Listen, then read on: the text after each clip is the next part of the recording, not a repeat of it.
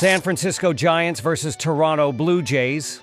San Francisco, 52-47, will be trying to avoid their second consecutive series loss when they visit Rogers Center on Sunday afternoon to face Toronto, 57-41, in the final game of their three-game interleague series. Robbie Ray, 9.3, 2.65 ERA, will get the start for the Giants. The Blue Jays will counter with Jose Berrios, 5-4, 3.75 ERA. Toronto is 6-4 in its last 10 games against San Francisco. They've taken the first two games of the series, winning 4-0 Friday night and following up with a 6-3 win Saturday. The Giants aren't playing well at the moment, and they've lost 4 of their last 5 games. They are third in the NL West standings, 1.5 games behind second place and 6 games out of first. They will try to turn things around and get back in the division title race with a win on Sunday. San Francisco averages 4.07 runs per game, which is 23rd in the league. Their .230 batting average is 27th in the league. Their .309 on base percentage is 22nd, while their .369 slugging percentage is 28th. Heliot Ramos leads San Francisco with a 265 batting average and 14 home runs, while Wilmer Flores leads the team with 55 RBI.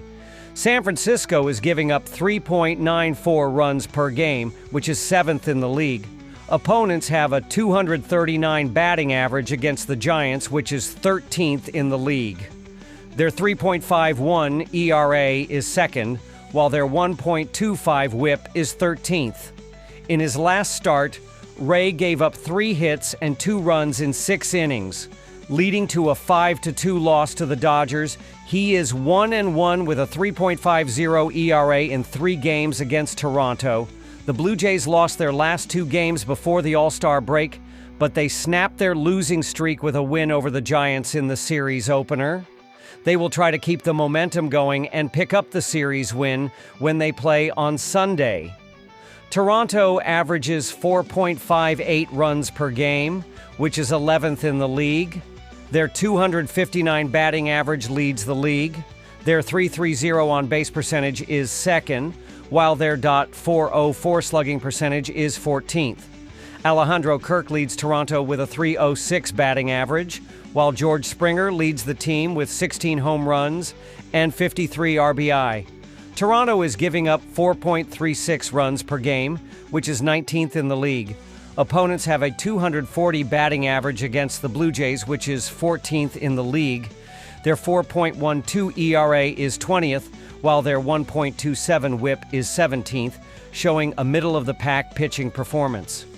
In his last start, Berrios gave up 5 hits and 4 runs in 3 innings, leading to a 6-3 loss to the Athletics, and raising concerns about his consistency in the rotation. The Giants played under the total in their last 3 games, while the Blue Jays played under the total in 4 of their last 5 games. San Francisco averages 4.07 runs per game and averaged 1 run per game in their last 3 games. They're batting .236 against right-handers, and they're facing a starter who gave up 8 runs in his last 3 home starts. The Blue Jays average 4.58 runs per game and average 3.33 runs per game in their last 3 games. They're batting .259 against left-handers, and they're facing a starter who gave up 5 runs in his last 3 starts and 7 runs in 3 games against them. Don't expect these teams to score enough runs to push the score over the total. The Blue Jays and Giants played under the total in 6 of their last 8 meetings, and current form from both lineups suggests another low-scoring affair is likely. Giants have won 4 of their last 5 road games, while the Blue Jays have lost 3 of their last 6 games, struggling with consistency both at the plate and on the mound. San Francisco has the edge here because they've hit the ball well against right-handers, ranking among the league's top 10 in OPS against righties over the past month. They're going up against Berrios, who has been shaky on the mound in recent starts, giving up 11 runs in his last 3 outings, and failing to complete 6 innings in 2 of those appearances. He also gave up 7 runs in his last 2 home starts, showing signs of regression. and will likely have a hard time slowing down a confident Giants lineup that's been seeing the ball well and capitalizing on scoring opportunities. Toronto won't be as successful offensively because Ray has done a good job on the mound for the Giants, giving up just 5 runs in his last 3 starts while showing excellent command and pitch location. He gave up only 7 runs across his last 3 road outings, continuing to limit damage even in tough environments. With San Francisco having the best bullpen in the league, posting a 2.71 ERA over the last 15 games, and consistently shutting teams down late, they likely won't have trouble keeping Toronto's offense in check, especially with the Blue Jays' recent struggles with runners in scoring position. After analyzing both teams, my pick for this match is San Francisco Giants ML. Drop your thoughts and predictions in the comments box. New York Yankees versus Atlanta Braves. The New York Yankees, 53-44, and the Atlanta Braves, 43-53, will wrap up their 3-game series of interleague play on Sunday afternoon.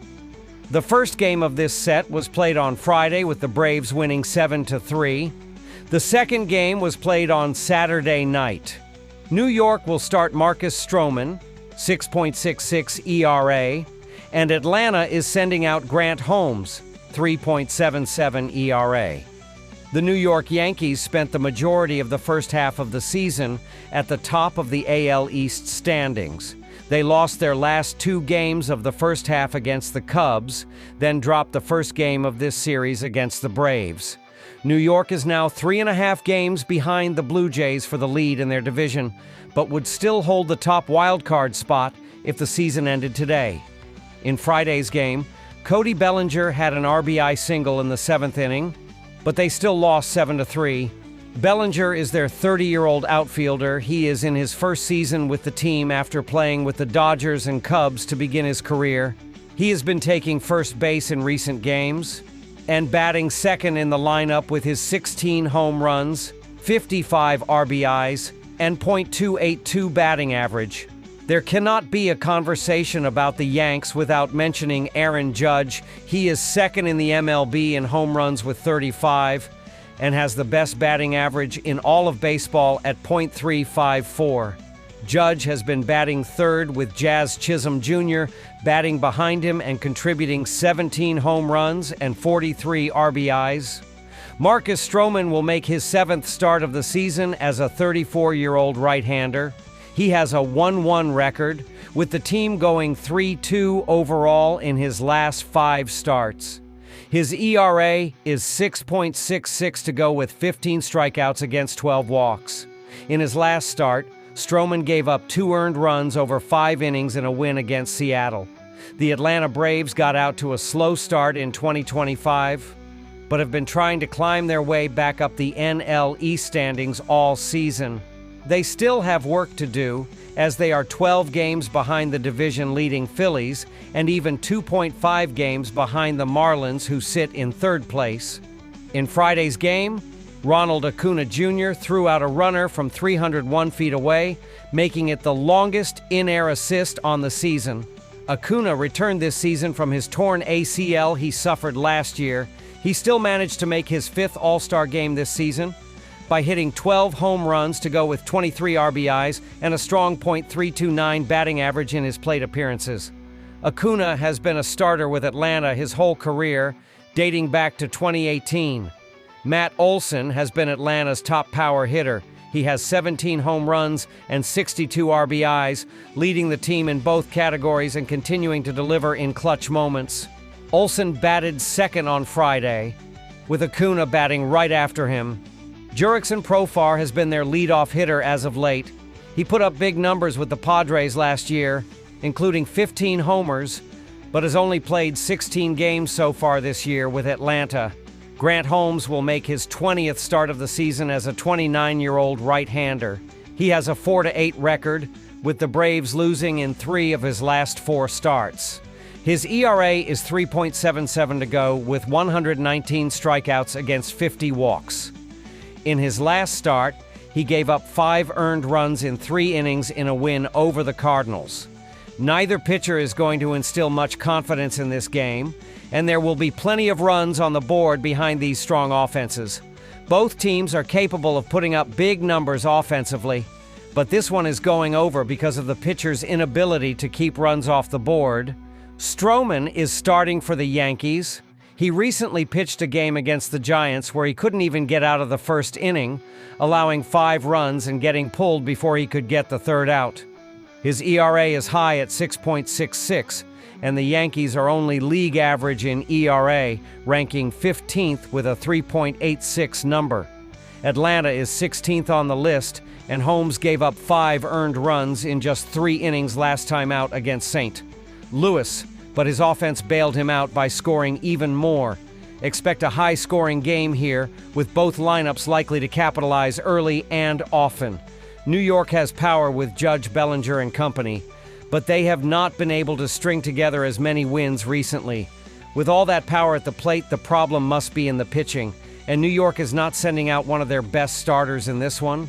Stroman has an ERA way up at 6.66. He has started 6 games, but still only has 24 innings pitched. This shows the Yankees are not confident with sending him out for long stretches, or he gives up runs too quickly and gets pulled. The Braves are starting Holmes. He has 119 strikeouts on the season and will make these power hitters miss. Atlanta's ability to generate whiffs and limit home run damage gives them a clear edge if Holmes can command the zone early. After analyzing both teams, my pick for this match is Atlanta Braves ML. Drop your thoughts and predictions in the comments box. Yes, Athletics versus Cleveland Guardians. It's an American League battle as the series comes to a close on Sunday, July 20th. The Guardians are in second place in the AL Central, but they are still over 10 games back of the divisional leaders in Detroit. The Athletics are in last place in the AL West at the moment, too. The Guardians are set to start Gavin Williams while the Athletics turn it over to Jeffrey Springs. The Athletics are in last place in the American League West Division. They are at least 15 games back of the Astros for first place in the division. The Athletics have struggled on the road as they have a 21-27 record entering Saturday. They have lost 5 of their last 9 games coming into Saturday's game. Jeffrey Springs starts for the Athletics in Sunday's game against the Guardians. The left-handed pitcher is 8'6", with a 3.93 ERA in 18 starts and 2 relief appearances. His last start saw him pitch 6.2 innings against Toronto on July 13th. He allowed 3 runs and 3 hits in a 6-3 win. The Athletics have won 5 of Springs' last 6 starts. The Athletics are 10-10 when he starts this year. Springs started against Cleveland on June 20th, where he threw 7.1 innings in a 5-1 win. The Athletics are hitting .249 this season, which ranks 14th in the league. They rank 16th in runs scored, while they also have the 9th most hits. They have hit the 7th most home runs, while they have the 8th most doubles. They are hitting .236 on the road, while they have a .249 average in July. The Athletics do have a .253 average against AL Central teams. Guardians are in second place in the American League Central Division. They are 11 games back of the Tigers for first place in the division coming into Saturday. Cleveland has played worse at home with their under .500 record inside Progressive Field. The Guardians are at least 4 games back of a wild card spot. They have won 7 of their last 8 games coming into Saturday's game. On Sunday, the Guardians will start Gavin Williams. The right-handed pitcher is 5-4 with a 3.70 ERA in 19 starts. His last appearance saw him throw 5 innings and allow 3 runs in a 5-4 loss to the White Sox on July 11th. Cleveland has lost 3 straight games that Williams has started. The Guardians are 8-11 when Williams has started this year. He has a 3.29 ERA when pitching at home. Cleveland's offense has struggled throughout the year as they have the second worst batting average with a .223. The Guardians have scored the 5th fewest runs while they also rank last in hits. Cleveland ranks 20th in home runs hit too. They have a .220 batting average when playing at home and a .205 in July. The Guardians simply cannot score runs, which is wild for a team contending for a wild card spot. They have scored the second fewest runs, and they are hitting just 205 in July. The struggles will continue on Sunday against Jeffrey Springs, who they struggled against earlier in the season. The Athletics' offense has been solid, but nothing eye-popping for a team in last place in their division. They rank 16th in runs scored and have just a .236 batting average on the road. However, they found ways to manufacture runs in key spots and have capitalized on opponents' mistakes. With Cleveland's bats ice cold and no sign of turnaround, even a league average offense like Oakland's could be enough to create separation. The Guardians also rank near the bottom in extra base hits and slugging this month, which doesn't bode well against a pitcher like Springs, who limits contact. Unless something drastically changes, this matchup favors the visitors. The Guardians' offense will continue to struggle in Sunday's game. They rank second worst in batting average, and they have scored the fifth fewest runs. Cleveland's lineup won't be able to compete against Jeffrey Springs, who dominated Cleveland last month. He threw 7.1 innings in a big win over the Guardians. Cleveland's offense will be shut down in this game, while Gavin Williams has not been perfect at home. He has just a 3.29 ERA, but the lack of offense has not helped him. Cleveland has lost 3 straight games that he has started, and the Athletics do have a 253 batting average against AL Central teams. Oakland also enters this game with renewed confidence after a solid stretch of games against division opponents, and they've shown a tendency to capitalize against teams that struggle to manufacture runs. With Springs continuing his dominance on the mound and Cleveland offering little support at the plate, the Guardians may once again find themselves on the losing end. Additionally, Oakland has been surprisingly efficient in low-scoring tight matchups this season, a trend that should give them the edge in a game where run production will be at a premium. After analyzing both teams, my pick for this match is Athletics minus 1.5. Drop your thoughts and predictions in the comments box. Milwaukee Brewers versus Los Angeles Dodgers. On Sunday, the Milwaukee Brewers will face the Los Angeles Dodgers at Dodger Stadium, and Milwaukee and Los Angeles played a 3-game series earlier this month. The Brewers swept the series and are 7-3 in their last 10 meetings with the Dodgers. The under was 5-4-1 in those 10 games. Milwaukee, 57-40 SU, 53-44 RL, and 40-54 OU, swept Washington in its previous series. The Brewers are 9-1 in their last 10 games. The over-under was split 5-5, showing excellent form as they continue to push for the top spot in the division. Milwaukee is starting lefty Jose Quintana tomorrow against Los Angeles. In his last appearance, the 36-year-old allowed 1 run on 2 hits and 4 walks in 6 innings against the Dodgers. He is 6-3 with a 3.28 ERA and 1.36 WHIP in 13 starts this year, including 4-1 with a 1.82 ERA and 1.21 WHIP on the road, 7 starts. Quintana has been particularly effective in high-leverage situations, keeping hitters to a .212 batting average with runners in scoring position. His command has improved as the season has progressed, and he has given Milwaukee a chance to win nearly every time he's taken the mound.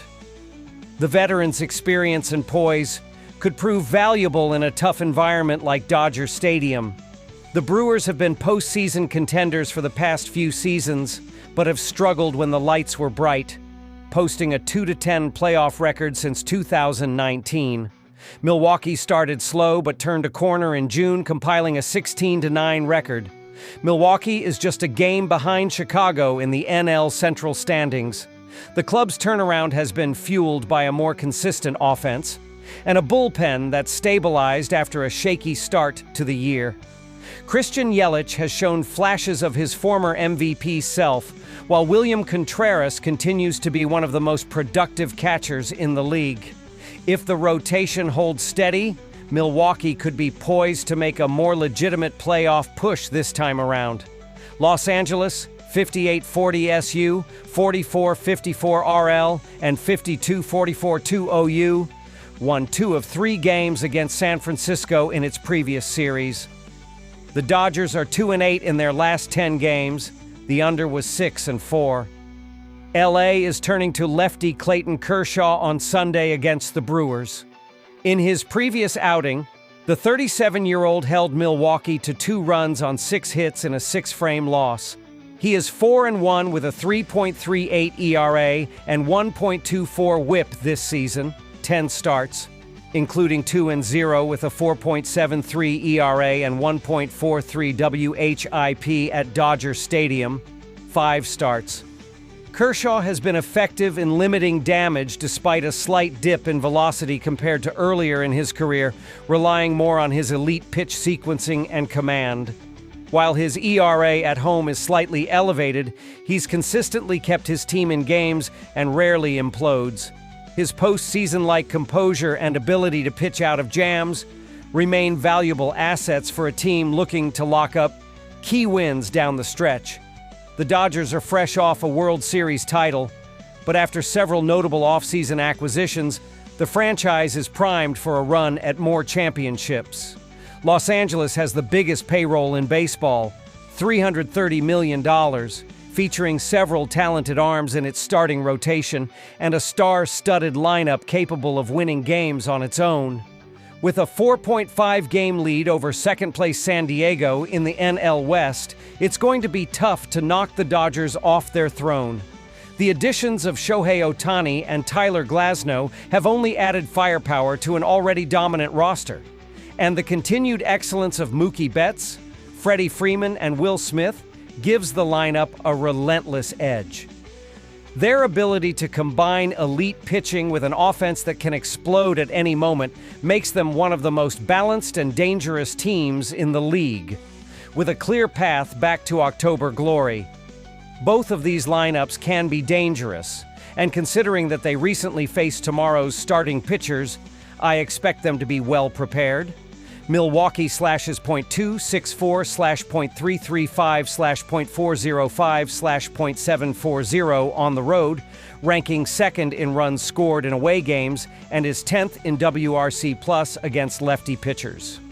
Los Angeles slashes .268 .346 .478 .823 at Dodger Stadium, ranking first in runs scored in home games and is 5th in WRC plus against southpaw pitchers. Furthermore, current Brewers hitters have a .275 batting average and .352 WOBA against Kershaw, while current Dodgers hitters have a .264 batting average and .334 WOBA against Quintana.